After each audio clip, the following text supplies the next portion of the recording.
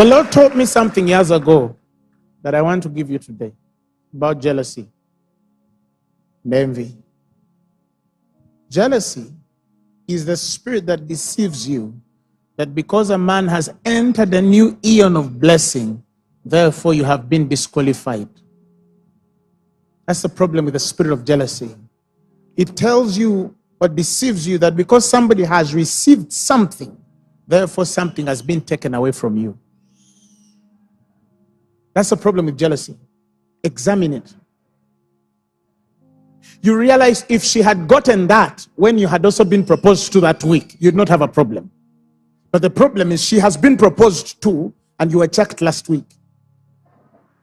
Sometimes you don't even need to be checked. You don't even just need, you just need to be in you just have to be in a space where you don't have a man yet. That's already enough to destroy you.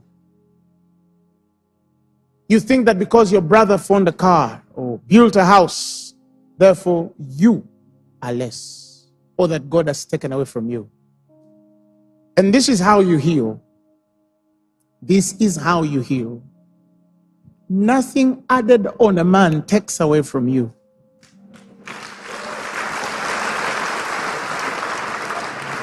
You have a journey too.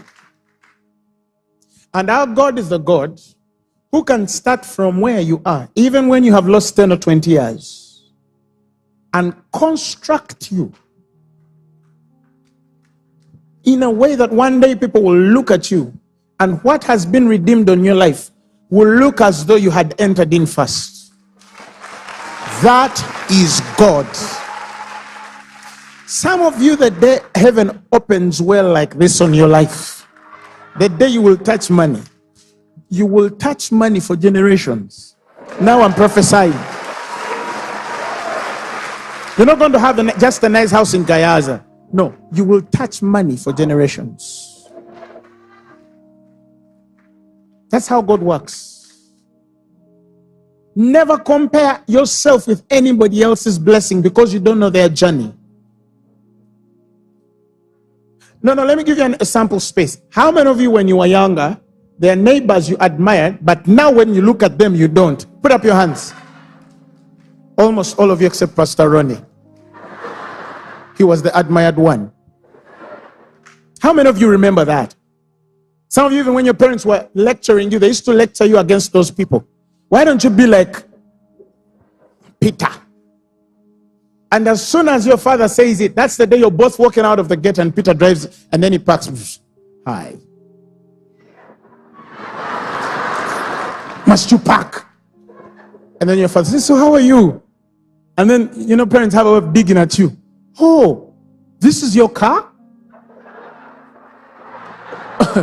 Congratulations. So where do you work? And then the goon says, DFCU Bank. Did you hear that, Grace? DFCU. In the back, they're slapping you with this thing of you guy. What's wrong with you? Okay, have a good day. Lecture next 30 minutes. Now you see that boy. He has left already. Now see. These guys are working, they're building things. I even heard he's getting married. And then you look at yourself and you're still in your mother's house and you're like...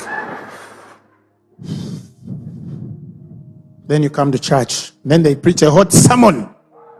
And then you go back on fire and aflame. And then the next comparison comes the next day. I thank God because he taught me this very early. I don't compare myself with anybody.